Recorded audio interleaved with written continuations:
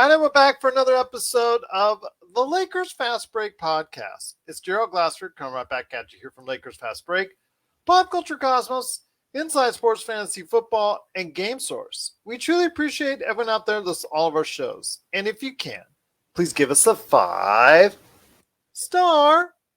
review wherever you get your podcast. He's like, I'll give it the best I can. Right now, it's really hard to do so. But if you can share, support, or do anything that you can to go ahead and help us out here at the Lakers Fast Break, Pop Culture Cosmos, where we cover the latest news and trends in pop culture each and every week. In fact, we dropped a recent episode covering the results from WrestleMania and so much more. You can check that out today wherever you get your podcasts. Plus, you can go ahead and support the great guys at LakersBall.com and also the wonderful guys at LakerHolics.com. And after tonight and the officialness of what tonight brings, they all need a hug right now. So please go ahead and support the Game Time Chat at LakersBall.com and also as well the great articles and the conversations that are had or to be had at LakerHolics.com, plus our good friends at the Hoop Heads Podcast Network. It is sincerely appreciated. Well, the Lakers, with everything on the line tonight and the magic number down to 2, a Lakers loss and a Spurs win, that's all they needed to do in order for the Lakers to be eliminated from the play-in. And with everything on the line, the Lakers go out not with a bang, but with a whimper, as they took a early first quarter lead into a halftime deficit where their defense just started, like all season long, just started to derail. And unfortunately, it got worse from there as the Phoenix Suns put it into cruise control and cruised away from the Lakers as the Lakers get eliminated from the play-in and are officially out of any type of playoff scenario, 121-110, because the San Antonio Spurs defeated the Denver Nuggets in Denver in a very impressive 116-97 win. They won when they had to, and the Lakers didn't. Unfortunately, the guys today, the Lakers did not prove outside of Austin Reeves coming in with 18 points, getting a chance once again to get in the lineup, and I'm sure he's going to get a lot of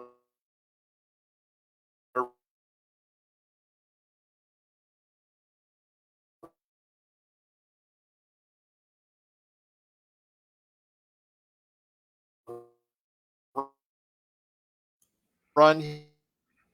Performs when you really don't want him to perform. You really want him to perform at a level that just, it's just frustrating from what you get from Russell Westbrook, because again, it's another what could have been performance for him. And Anthony Davis, 10-18 for 21 points and 13 rebounds, but the rest of the team outside of, again, Austin Reeves, 18, really didn't put it up when it mattered. So LeBron still out with the ankle.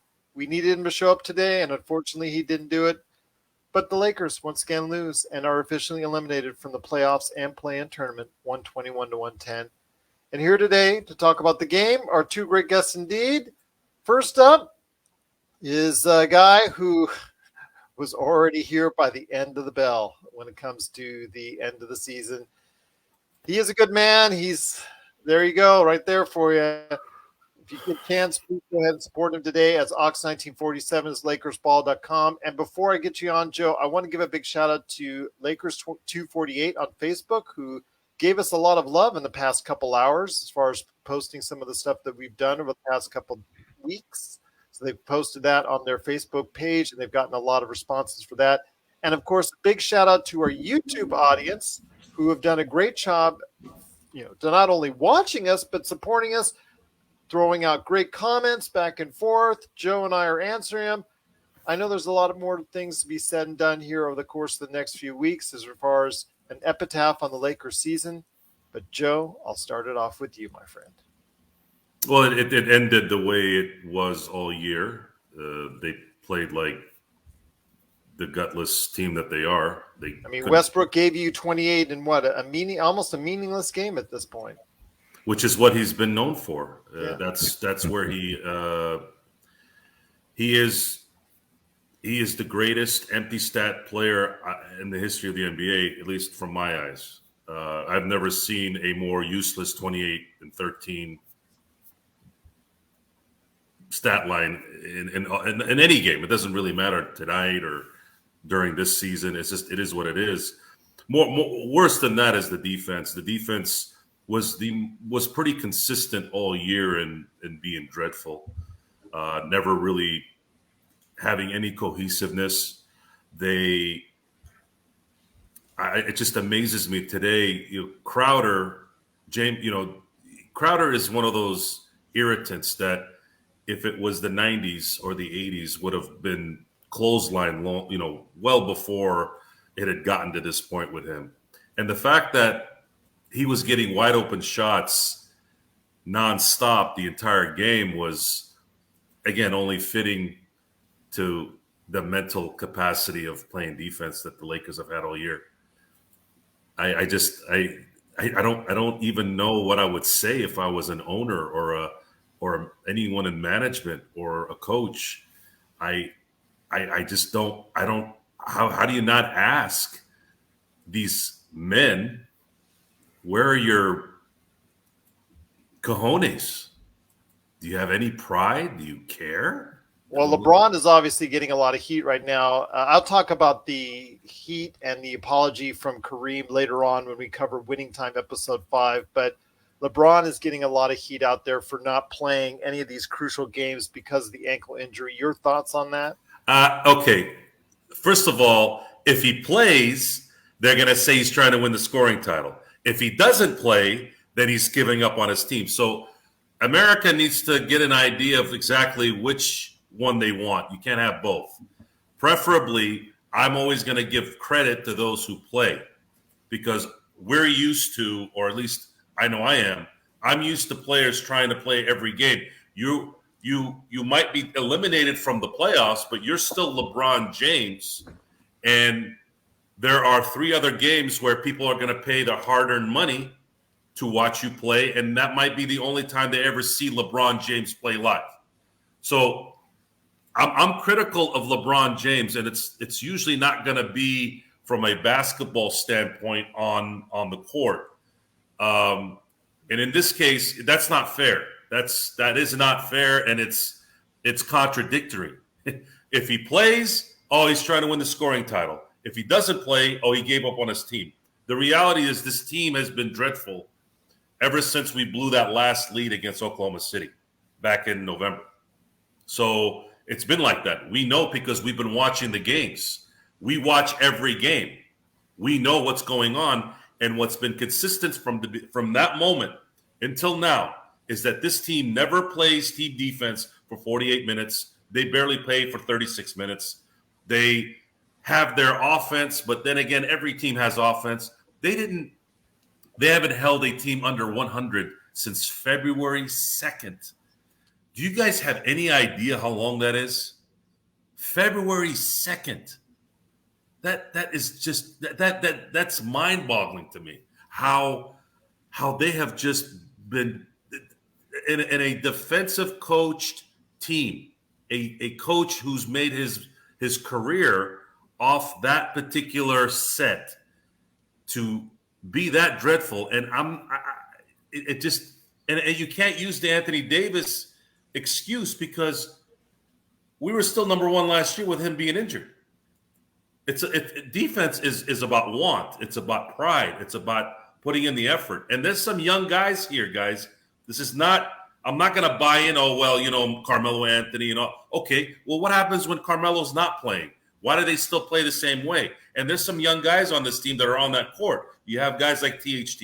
You have guys like Malik Monk. You have guys like Reeves who tries his butt off.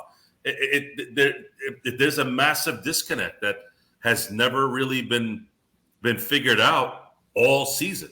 And I'm curious to see what or who will kind of explain to us what happened. Because I'm not going to listen to Magic. I'm not going to listen to LeBron. I'm not going to listen to anybody that's too close to the team because they'll either say something that's really not true or they'll kind of deflect the problem.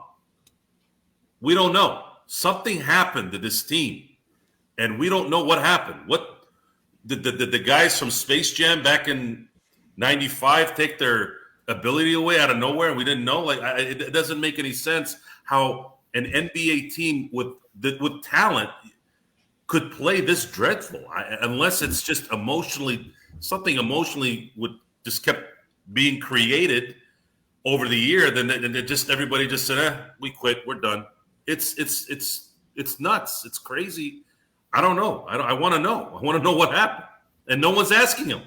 No one's really asking the question. All they're doing is assuming, or, you'll get your Stephen A. Smiths on ESPN who always start off with, well, I respect this guy, I do this, and then goes on to, insult him. Forget about that right now. Let's find out what's going on. Can we find that out? Is anybody here? Tom, do you have an idea what the heck's going on here? Yes, I do.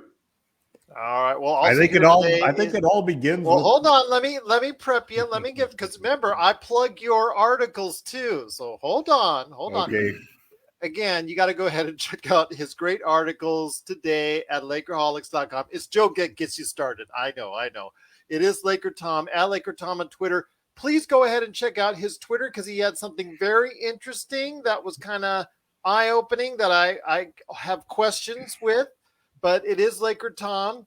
He is now in love with Magic as an executive for the team. I don't know if I would like that, but again, it is LakerTom. But LakerTom, great to have you back, my friend. Please, your thoughts on what Joe elaborated on just now. Well, I think everything starts on any enterprise, whether it's a business or whether it's a franchise, a sports team. Everything starts at the top.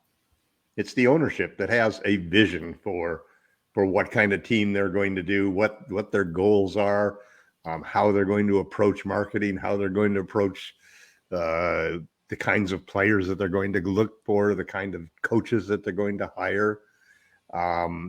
And winning time, which we're going to talk about later, obviously you saw what impact Jerry Buss had on years and years and decades of Lakers basketball. It is where the term Lakers exceptionalism really started and what really exemplifies it more than anything else. And Jerry's a flawed man, okay, in a lot of different ways, aside from the whole moral aesthetic that he was in at that point in time in life, and as well as the gambling nature of, buying a team that you couldn't afford, promising to make payments that you had no way of making, working underhanded with your former wife to keep the team alive and prevent it from being included in a bankruptcy of other situations. So, where I'm getting at is that, yeah, I basically have been supporting the idea that the only way that this organization is going to change is probably not by firing Rob Pelinka, but the only way maybe to get Pelinka out would be Magic Johnson to come back. And all of the complaints about the fact that Magic didn't work a 9-to-5 schedule and so forth, none of that really matters, because the role he should come back in is sort of like the role that Jerry West took for a while with the Lakers, and then later took with the Golden State Warriors, where he was basically a consultant, if you will, for the team. But his primary responsibility was to provide some of that vision, to provide that sort of championship thing that he did with Kobe and Shaq and Derek Fisher and that whole set of teams, and the trade for Pau Gasol, and the way that all of that stuff all came together. The Lakers don't have anybody who can make those types of decisions, who can really say, okay, like, I'm curious, Magic, just like I did and just like a whole bunch of other people did, tweeted support for the move as soon as we traded for Russ, because, there was a bunch of potential outcomes that could have been very positive. there also were a lot of, outcomes that could have been devastating, and we got obviously our share of those. But the idea of bringing somebody in who can make decisions, we're facing some critical times as the Lakers. Not only is it the decision this summer of how we undo the Russell Westbrook experiment going to impact the next decade for the Lakers, but then you've got the whole post-LeBron situation to consider. If LeBron doesn't sign an extension, the Lakers may have to trade him. And even if LeBron signs an extension 2 years from now, we're probably looking at a situation where we're looking for a replacement for LeBron. And one of the options that is going to become available to the Lakers is to keep Russell Westbrook. Don't waste those 2 draft picks on trying to get rid of him, and keep him, because once his expiring contract goes out, the Lakers will only have LeBron and AD on the payroll. So they'd have both cap space there to go after a third superstar. Maybe not max money cap space, but enough cap space to get 1 or 2 players, maybe, or 3 You're talking players. the summer of 23. I'm talking the summer of 23. So there's a reason to keep Russ that has some value. And that, of course, is the value that's attributed to having an expiring contract, because other teams could utilize that contract in the same way. But the whole point is that we've got some big decisions to make. Would you trust Russ? Would you trust the guy who traded for Russell Westbrook, Rob, to make that decision, or would you prefer that Magic Johnson made the decision? I don't care that Magic can't calculate the salary cap. I don't care that he may say the wrong thing here and there. What really matters is he's the guy who sold Magic Johnson. He's the guy who sold LeBron James on coming here. Whether LeBron wanted to come here or not, and he was the guy who looked for really bringing LeBron in as a free agent as the first move. And he was the one who set the entire Anthony Davis trade going. Has he made some dumb moves when he was a general manager? Sure. But everybody has. I mean, look at Jerry West, who didn't want Magic Johnson as a point guard. Get ready for more tampering charges. Yeah. Okay, it's possible. It's possible, but there's a role there. And that role there is a way of getting rid of Rob Pelinka. Paying the NBA. Paying the NBA. That's the problem, Tom. Triple G genius got ahead of me on this one. Magic said some things on, I think it was First Take, and I'm sitting there, and I'm not a salary cap guru. I'm not Larry Kuhn, but I'm sitting there. But he's just entertaining, man. They should hire. Larry Kuhn would be a great hire. We love Magic, even in the goofy things that he does. We love him. I love. That's my guy. He is one of 2 people that aren't family and friends that I cried for when we found out with his diagnosis back in '91. So I Magic is the man, and I'm never going to be on that, right? But just like if you have friends, you have family members. You're not going. I run a business. Half my family, I wouldn't let them manage the pen in the cup, and I love them. So we got to understand that there's certain spots for everyone. Magic said it best in his whatever impromptu press conference after he had stepped down a few years back, and he said, "I have a great life. I want to be able to do what I want." He was talking about Ben Simmons and training with Ben Simmons. We're like, what are you doing? Do you remember that press conference, Tom, that he went out away on, complaining about everything that he couldn't do while he was responsible? I guess Tom is left right now. Tom didn't want to hear you talk about it anymore. Well, okay. But there was that press conference where he just said he could not do what he wanted to do. There's a reason why Magic couldn't stay on too long. There's a reason why guys like Phil Jackson couldn't stay in New York too long. What do you do when you are an executive, a manager of anything, okay? When you're managing something, you got to go to the high school games. You got to go to the college games. You got to know What what's. I'm asking, it's not you misunderstand the role that I want him to play. I want him to play the role that Jerry West played for the Golden State Warriors. He's a consultant. He didn't work full time. He just, whenever there was an issue, management would bring him in.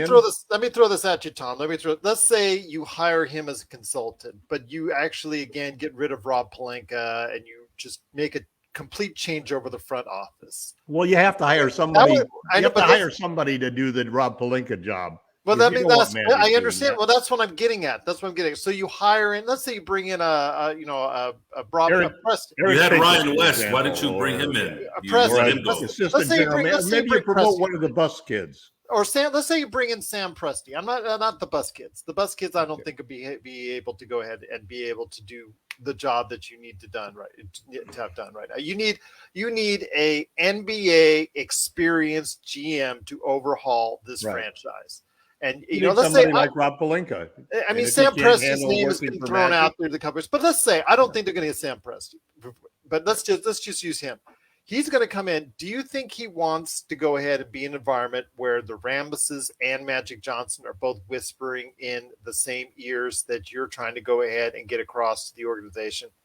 What I'm trying to do is to replace that entire royal entourage type of communication with one person who she'll trust to make the decisions, which means that Magic would end up making the decisions. I don't care how you structure it. It's a crazy family situation.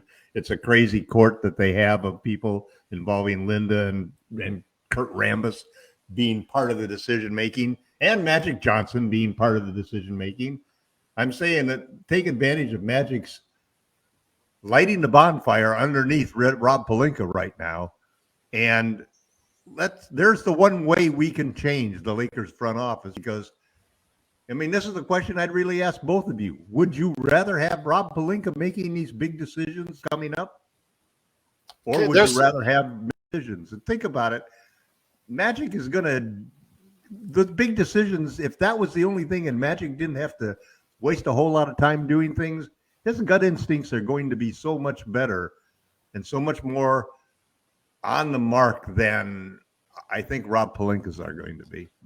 I'm going to tell you this. If this was a test, I would be looking for the third checkbox, which would be neither of the above. And I would be going and checking on that, because the Lakers need a whole change, need to disassociate themselves from this brain trust, quote unquote, that they have now. What if that is the only two realistic options that you have, though? No, the guy who left Utah, the GM who just left Utah because of the Danny Ainge thing, he is a coveted individual as far as is concerned.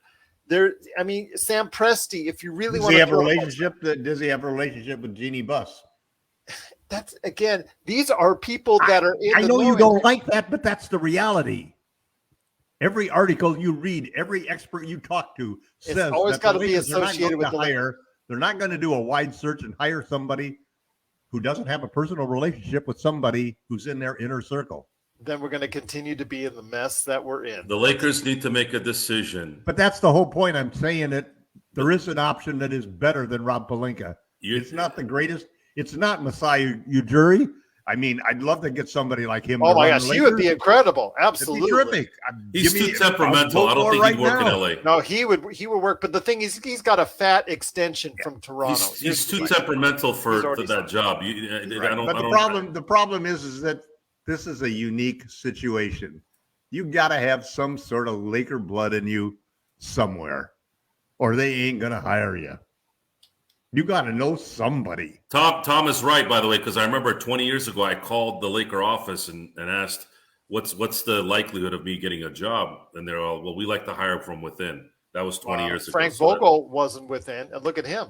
He actually led them to that's because out in a couple days. But that's because Lou refused, Monty refused, and they and in the end, I thought Vogel was the best out of the three, and it proved in 2020. But right now, again, I don't think Vogel forgot how to coach in 1 year. I thought he did pretty darn well in his 3 years before this year. Dennis Lindsay, by the way, is the he just got a roster that exposed all of his flaws as a coach. Yeah, it all the worst possible roster you could give him, and he fell for every one of the landmines that was in that roster. He went for it, from supporting DJ to supporting Bradley to, just go on down the line, man. The last couple of years, the guys he's wasted in starting positions in the lineups, and the lack of shooting and just total lack of shooting or spacing that he will allow with his substitutions. It's just irrational. I mean, it's not a coincidence that there are probably dozens of people who believe he's actually sabotaging the Lakers intentionally at this point in time. I mean, we finally got a chance to go for the play-in tournament and really make a play, and we'd have LeBron and AD back together. And what's he do? He pairs him with Dwight and Avery. It's no shooting on the entire lineup. You got 5 guys, none of them shoot over 30% from 3. Oh, except for LeBron, who shoots 35%. Nobody else in that starting lineup even shot over 30%. I mean, you can't win playing that kind of basketball. And the guys they were bringing in for the most part were 29, 30, 31%, right. And that's just not going to get it done. No, although every game there's some 29 or 30 or 31% three-point shooter who, like Joe says, fills it up against the Lakers. What was your theory? 1 out of every 5 games? Yeah, that's the thing. This year was I still think it comes down. I think you put yourself on mute, Tom, when you moved up, by the way. Go ahead. You were saying, Joe, you're on mute. You're on mute. You're so agitated, all right. thinking, Tommy. I'm gonna try to get past this. I'll bring you back, Laker Tom. I'm gonna get past this. This season's out of my mind at this point. I'm only talking because I'm being asked questions. But what's going to be an absolute important step this summer is there's really 2 of them, but first and foremost, you're going to have to figure out a way to move Westbrook and bring in talent that's going to work with LeBron and AD. If you don't do that, you can get Presti, the Jury, Jerry West in his prime. You can get all those guys. It's not going to make a difference. We have to. I'm sorry, Russell. You are good at doing triple doubles on losing teams. Go do that. Go right off into the sunset and enjoy what's left of your career.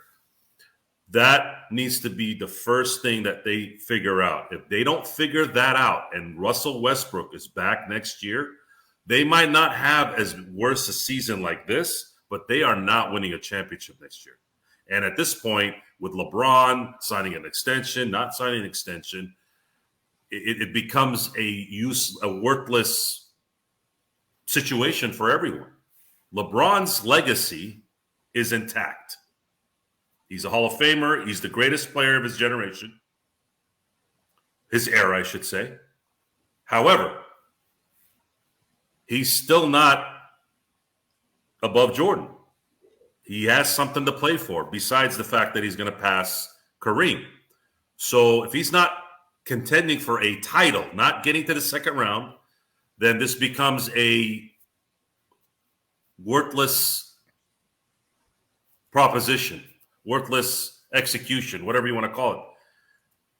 They need to figure out who they're bringing in, and it's very likely if they don't want to give up any draft picks, they're going to have to get guys that have long-term contracts that teams need to get rid of so that they can get the expiring contract of Westbrook. Who that is, we'll go back to Indiana. I know Tom loves Miles Turner. Brogdon, Miles Turner. If Pritchard wants to get rid of those contracts, there might be a little chance there in getting that situation done without relinquishing a first. No, I think it's completely different. I think that if you could get Miles Turner and Brogdon, you give him 2 unprotected firsts. That's the price for it. You don't even include it. I mean, it's just such a simple deal. If they were not injury prone, I would consider. Well, but the that. only reason you can get them is because they are injury prone. I mean, But then I if wouldn't they give weren't up injury 200 prone, Not, they wouldn't be well, paid it's only 18 not million necessarily because they 20 have million. longer contracts, and maybe they'd want to get rid of that. They'd like to. Indiana would like to they scrape do that off. to a sense. And Heald, for example, has 3 years on his contract too. Brogdon has just starting his next year starts this extension, which is a couple of years for 47 million. So Right. they could save money, but you're absolutely right, Joe, that's the kind of deal that they have to make with Russ. And I don't think that. See, that's the kind of deal you don't want to do. Is you don't want to say, okay, we'll take John Wall and we'll give you Russ and a first. That doesn't accomplish anything. No. So, but basically, if you take your 2 first and you link Russ with them, then basically good option there to get $47 million in rotation players, NBA quality rotation players, guys who start Let me minutes. Let me break this down real quick. Brogdon's contract ends in 2025. He's getting paid 21.7, and then it increases until 22.5. Miles Turner has one more year on his contract, so that's an expiring contract for next year. Then Buddy Hield goes until 2024. So what's going to happen? The guy they might add onto that is McConnell, because McConnell's got 2 years left at $8 million, and that balances out the salaries. And he's a good backup point guard who plays excellent defense. So we're looking at Gerald's had him on trades several times. Let's look at that for a second. So very good. I just wish he shot the ball better from 3. Yeah, just wish he did. But he'll, like you said, he does everything else well. He can distribute and steals. I mean, he's the best if you look at the steals. Suns, the thing that impresses me about the Suns, and is it James Johnson who's the GM of the Suns? James Jones.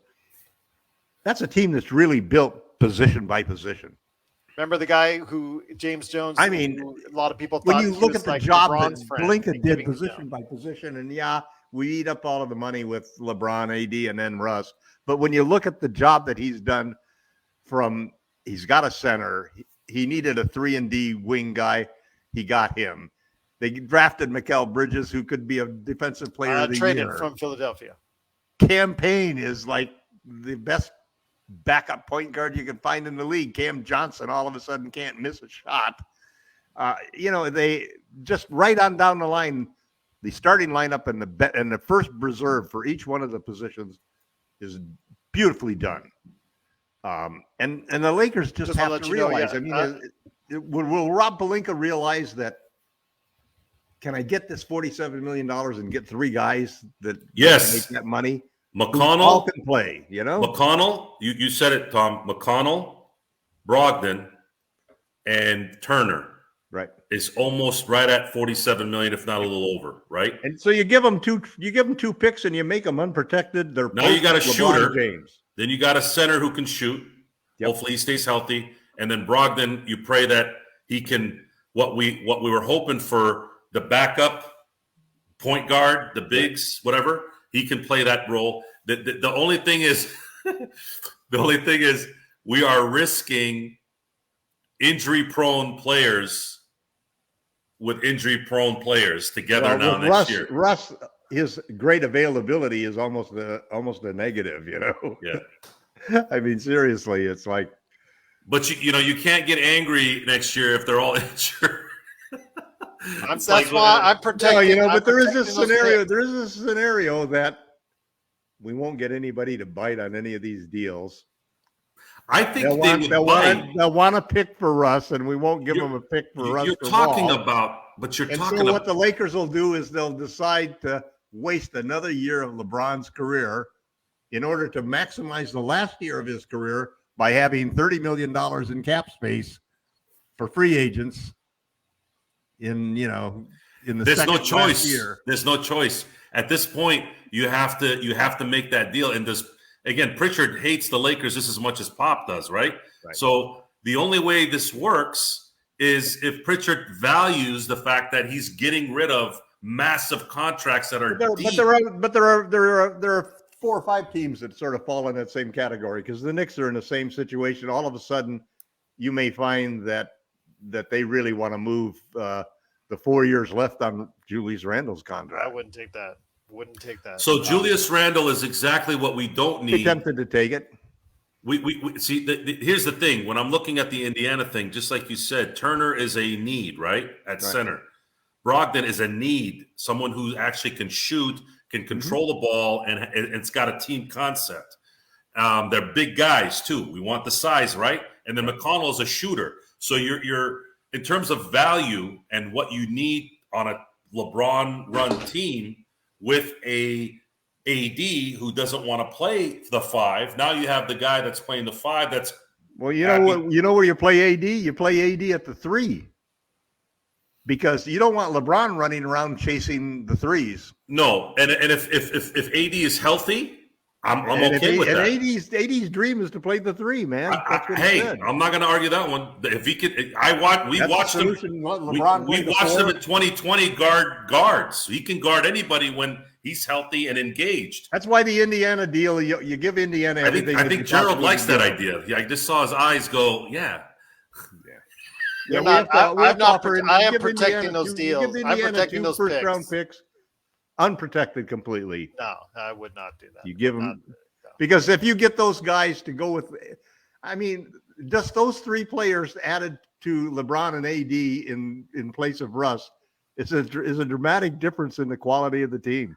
I don't think you need to give both up. Maybe one, but at the same time, you have to understand Indiana's getting something out of this too. It's not just simply giving stuff away. Where's the Lakers draft pick going to be this year, do you think? I think it's going to be 8th, isn't it, to New Orleans? Yeah, right now it's New Orleans. Round number 8?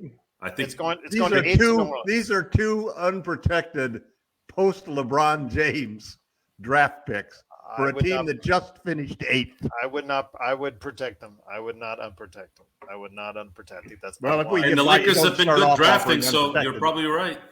Lakers have drafted well. I'll do top 5 protected. Listen, last year nobody wanted any of the Lakers players, but everybody wanted the Lakers draft pick. Everybody wanted that 2027 draft pick. Every deal we turned down was because we wouldn't give up that pick. Now we're going to have 2 of them. And we've reinforced that the pick could have value by making it a lottery pick right now. Wow. Anyway. Once again, the Lakers do fall, and their season is over as far as the chance of getting into a play-in or playoffs. 121 to 110 because of their loss, and also as well the Spurs winning in Denver. Denver laying down? Yeah, Denver laying down, which is terrible for them because they're trying to fight for a playoff spot. So, that right there, loss at home for Denver, unfortunately, does the Lakers in for this year. Once again, it is the Lakers Fast Break along with LakerTom and Joe Soro. This is Gerald Glassford. Appreciate you watching and listening. Again, big shout out to everyone that's watching on Facebook and YouTube, and also everyone that's listening on our podcast. But before we head on out, we will go ahead again for the debate all summer as far as the trades, what you should trade, what you shouldn't trade. That's going to happen, and who should run the team. That's going to go on continuously throughout the summer. Yeah, Joe's already saying he's in to go ahead and run. Oh, I'd love to run this. Oh, yeah, you and I both, my friend. But before we head on out, it is winning time on HBO Max. The latest episode did drop, episode 5, focused and centered more on the Kareem, also Magic dynamic, and also more into the history of Kareem Abdul-Jabbar, which I enjoyed tremendously. I thought overall was the best episode of the series so far, and I think that is really saying something, especially how much people are enjoying it so far. I really think that this shows you, even though it is a dramatized look and it's not Kareem himself, it is a drama. It does give you a little bit closer look at what the reasons why, and the reasons, how Kareem has evolved as an individual, his change to Muslim, his name change, the thoughts and about the fan pushback as far as that's concerned, and the hate that came from it, and the things he had to do to overcome that. I do also want to make sure I go ahead and acknowledge the fact that I got to read more into the whole story of Kareem's comments over the weekend, and he did apologize to LeBron because he said he was a little bit too harsh in his comments upon giving the award of social justice, the Kareem Award, to Carmelo Anthony. I do also want to say that I read more into the comments, both negative and positive, as far as LeBron is concerned. what he said.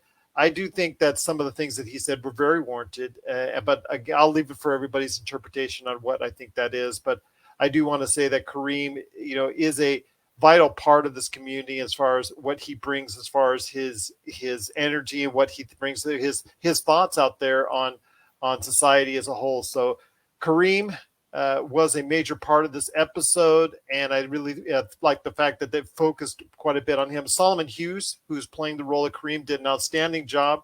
I really got a better insight. He was really good. He was really good. I really got a better insight into Kareem and what he is all about as an individual, especially at that point in time. In not only from the 80s when they were going ahead and starting to go on that role, but also as well beforehand in the flashbacks. So I really appreciated that. And it shows the Lakers 1979-1980 season getting underway, and the Lakers getting off to a precarious first game against the San Diego Clippers. I vaguely remember that, and the jubilation with Kareem hitting the last shot and Magic hugging him.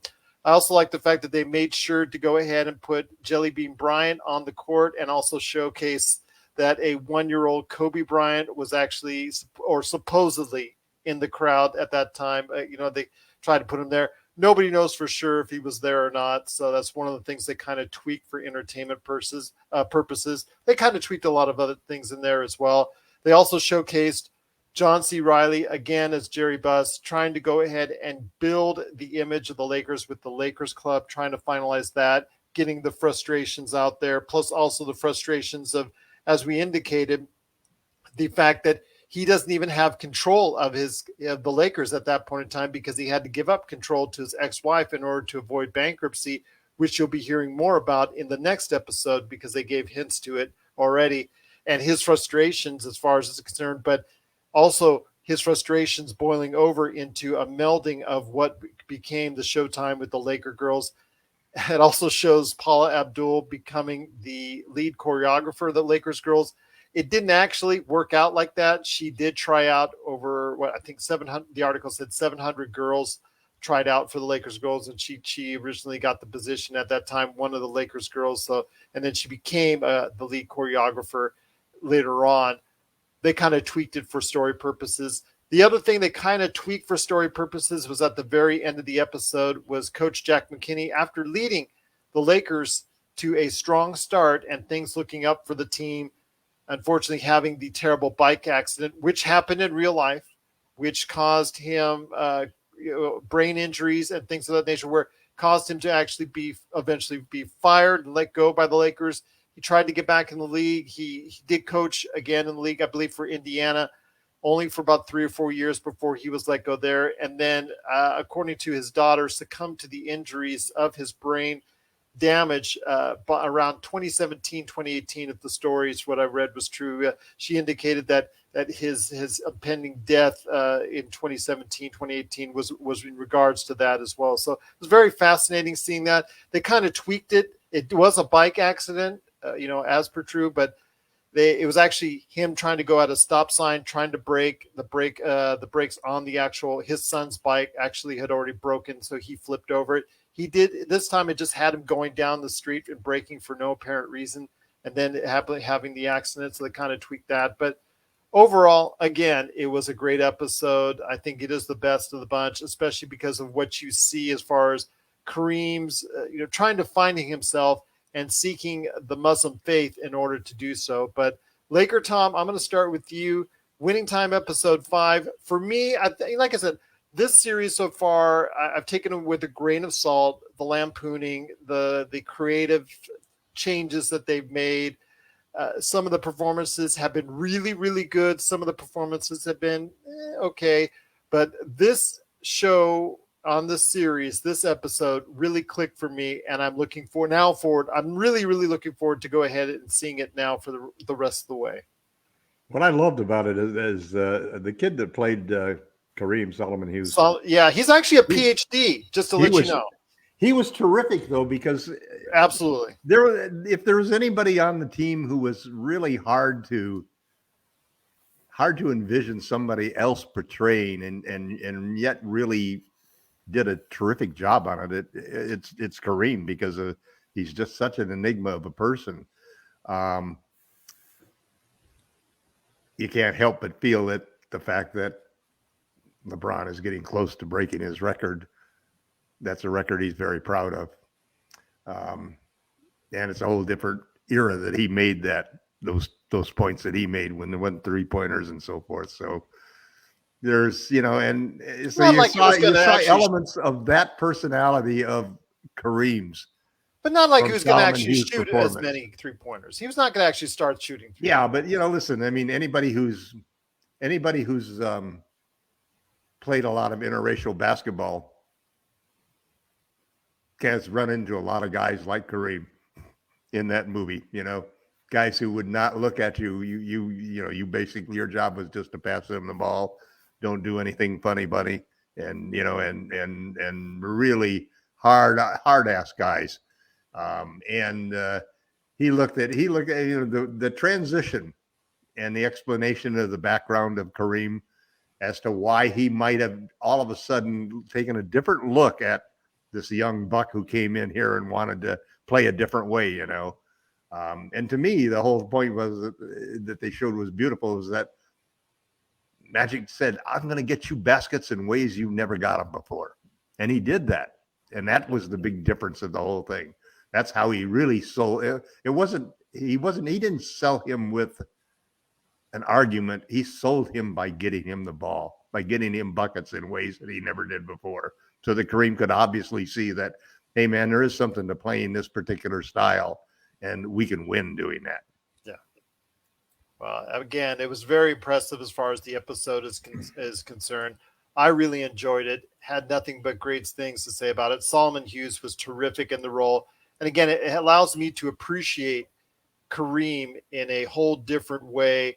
I know that we've talked in past weeks about how angry he is, whatnot, but he does mean well. His spirit on what he wants to go ahead and leave upon this world, I think it should not be undersold. I think he's always meant well for this world as far as how we perceive each other and how we react and deal with each other. So we need to go ahead and evaluate it from there as well. But again, I just cannot say enough good things about the episode, especially coming off some shows that I didn't have not had to see that I've not liked lately, and some that I've really enjoyed as well. But Joe, your thoughts on Winning Time episode 5 so far? You've had nothing but glowing reviews for the series.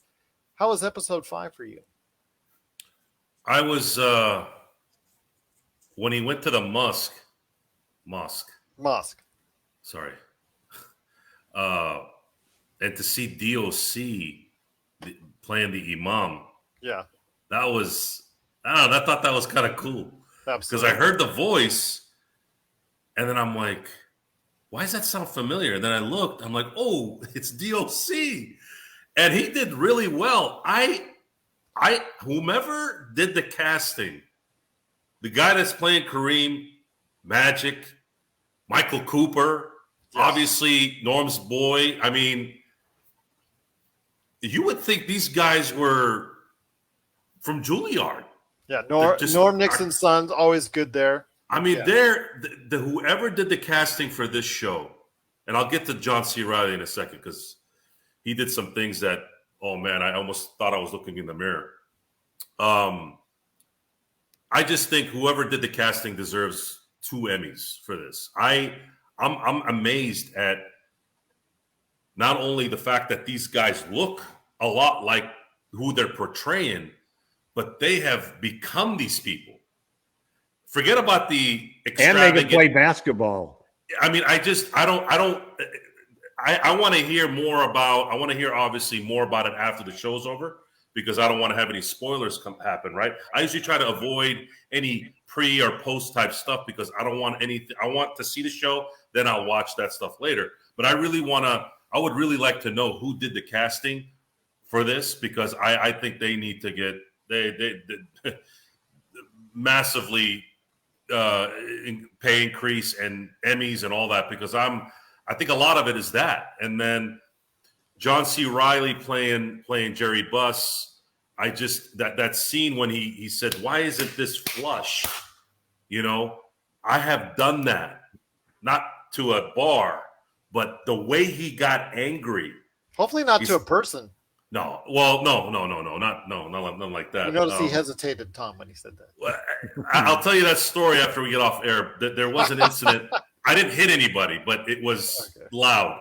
But he's like, why isn't this flush? You know, like this, there's no acting there. That was so real. And everything about a good movie or a good TV series is about how are you watching acting or are you watching something that you can't tell if it's real? And that's the part that I've really enjoyed. And of course, it's a Laker thing. And 90% of the stuff that I'm watching, it's like I've read the book already. I always like reading the book, then watching the movie. Some people read the book, then watch the movie, or the other way around.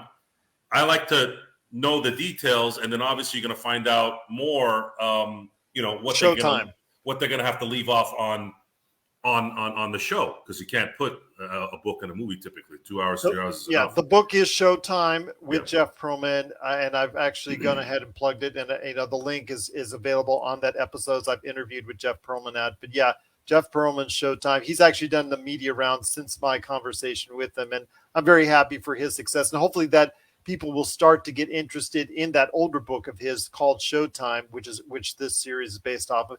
The only thing, as far as it does border with some of the characters on lampooning them, Jason Segel is with Paul Westhead. We know the history of what Paul Westhead has done as a coach, and we know that this is going to lead the accident with Jack McKinney. What this is going to lead into for his character. I'm hoping they'll build his character a little bit better. And then, of course, Jerry West, you don't see as much Jerry West right now as you did in the earlier episodes. So I'll leave that from there. But for the most part, I think you're right on the cast. Jerry was one of the highlights. The way they lampooned Jerry was one of the highlights of the show. It was bordering on going a little bit over the top. I'll leave it at that. I'm sorry. But soft. Not soft. Not soft. Realistic. Got to be realistic. Every show, every movie's fake. Okay? It says based on a true story. Based. I know characters been changed. Yeah, some of the incidents have been altered. Yes. I always use the same example. When you watch the movie Tombstone versus Wyatt Earp, right? They came out at the same time, basically. One was more realistic. The other was more Hollywood. Which is more popular? The Hollywood version, because we say we want the truth. We say we want what really happened. No, we want the entertainment. That's why we're watching this. Now, for those who haven't followed the Lakers or Jerry West or Magic or Kareem, they might think, oh, wow, I didn't know Jerry West was so mean. No, they didn't think Jerry West was so crazy is what people are going to get. Didn't Jerry West years ago say that he quit like 800 times? This is probably close. It's not. Maybe he didn't throw his MVP. He's a guy who couldn't even stand to watch his own team play. Every game. I know that, but he also did. The stories. What they show in there as far as him curling up in a ball. Gary Vitae underwear. Okay, that's taking a little bit of liberties there. I think they took that from. I think there's a scene in W, the George Bush movie with Josh Brolin. Pat Riley with it's the same that you love so much. Okay, how about Chick Hearn? No one's talking about Chick Hearn and how they're portraying him. A lot of people are there is a lot of talk on Chick Hearn. But there is a lot of talk on Chick Hearn. Chick was known to have a mean side. I knew Chick Hearn was mean when I used to listen to him on Laker Live. Yeah, I know he mentioned every so often in the broadcast somebody do something wrong to Chick. I will say Chick would not stand for it. Tom, Joe, there is a lot of in the LA market right now, and I actually read a couple articles on this in the past couple of days. There is a lot of blowback on the portrayal of Chick Hearn as far as some of the words and things he has said as far as call Pat Patricia. Racist and homophobic statements. Let's not go into it because I don't want to get us canceled. So we need all the. That's enough. We didn't say it. Yes. Yeah, I understand that, but I don't want to go that route. So again, I want to make sure everybody's welcome and listening to our show. So yes, please. I want to make sure and let everybody know that we do support any kind of comments or anything at all in regards to the series. We'd love to hear your thoughts on Win Time Episode 5. Hopefully it'll get renewed for a second season. I am now fully engaged and entertained after this wonderful episode focusing on Kareem, and especially Kareem and Magic dynamic, where they were fighting in the episode. then loving each other at the end of the episode, seeing how the Lakers were going to go ahead on a run that we all know ended up in the championship. So we want to hear your thoughts at Lakers Fast Break. But before we hand it out, do you want to acknowledge The Tears by J. John Sorceda? Good to have you watching us, my friend. Glad to have you back. Unfortunately, it's under bad circumstances as the Lakers did unfortunately lose 121-110 and are officially out of the play-in and playoffs. But we will be back. We're not officially gone. We will be back on Thursday night as the Lakers go to Golden State at 7 p.m. on TNT, and we'll be back after the game. But before we head on out, I just want a quick answer from you guys. Does LeBron play? I think they're going to go ahead and shelve AD for the rest of the season. But does LeBron play the necessary 2 games he needs to win the scoring title? Joe? He's thinking. I would. What else? I would too. He's already getting enough criticism as is. So why not? If I'm LeBron at this point, and again, this is the passive aggressive. This is hurting him. He should just come out and go, look, you guys are going to hate me either way, so I'm just going to do what I do. Yeah. And just say it at least. Just say it. Even if you say dumb things later, it's okay. You already made your mark. You put your foot down. Look, you guys, if I come play, I'm trying to win a scoring title. If I don't play, I quit. Okay, well, you know what? I'm going to play then. Again, I like to use analogies. Let's say question back in high school when they said, would you wrestle a girl, right? Or not? Well, you don't win either way if you wrestle a girl. No, you win if you beat her. So you might as well pick one. This is the same situation. You don't win either way? Well, then go with the one where you win. Win the scoring title. Put that on your mantle. They're going to criticize you one way or the other. It'll be his second. First in 14 or 15 years? Yeah, he won in 08. Yeah. That was his last one. And I think he should go after it. And more than that is I think it would piss off. I'm sorry. I think it would get Embiid angry, and that would make me happy. There you go. There you go, indeed. Laker Tom, I think that LeBron should play. Like Joe said, he's going to get criticized. He's already getting roasted over the coals. Well, he's definitely going to play. The only question is which 2 games. I just play the Thursday and Friday. He loves playing game. against the Warriors, but they're a better defensive team. And OKC and then Denver without Jokic. And, the Lakers players, the one thing we can do for the last 2 games of the year is we can pass the ball to LeBron every time and let him shoot every shot. I would just play the Thursday. I would do Friday that. I'd go for it. I'd sit him out. I'd sit him out on Thursday because we don't want to have him do back-to-back on Friday. And I'd rather have him feast on OKC and then Denver in the game that doesn't count. I would just do it Thursday, Friday, and be done with it. No, you don't want to put him back-to-back. You go out there and tear an Achilles tendon. He's rested for an entire week.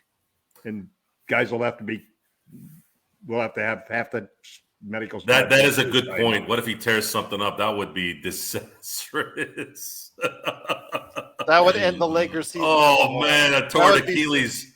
Well, this season is operating under some kind of a curse, Joe. You and I both agree on that. Beyond.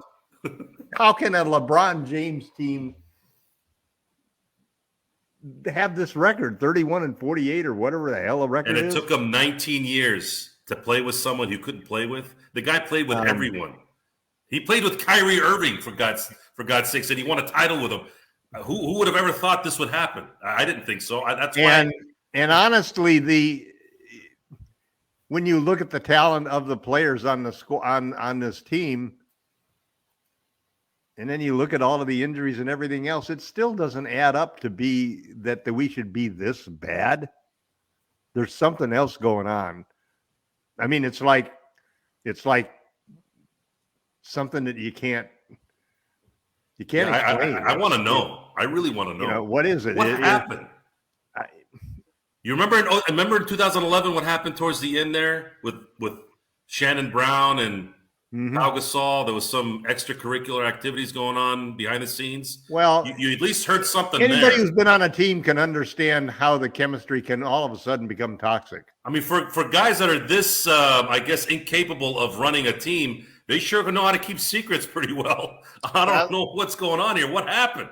That's for sure. The team is now 31-48. They did lose tonight. They're officially out of the play-in and the playoffs, but we'll be back to speculate on the fallout, because I'm sure in the coming days and weeks we'll hear much about the fallout of the Los Angeles Lakers. But we'll definitely be back on Thursday. And we'll see if LeBron plays. We'll see if he doesn't. We'll see what's going on there. He's going to sit on Thursday or Friday, one or the other. He may go against the Warriors because if he skips the Warriors for the Thunder, he's going to hear from all of the LeBron haters.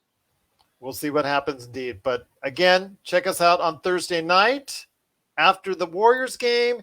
Want to thank you so much for watching and listening. One final shout out to the tremendous people on YouTube. Joe and I are trying to do the best we can to go ahead and answer your comments as best we can on Lakers Fast Break at YouTube. You've been tremendous in your response, and we truly appreciate it. Go ahead, tell a friend about us, Lakers Fast Break. Go ahead. We need all the support we can. We need all the love we can, because the Lakers are officially out of the play-in and the playoffs, but we'll still be here on Thursday night, right here at the Lakers Fast Break Podcast.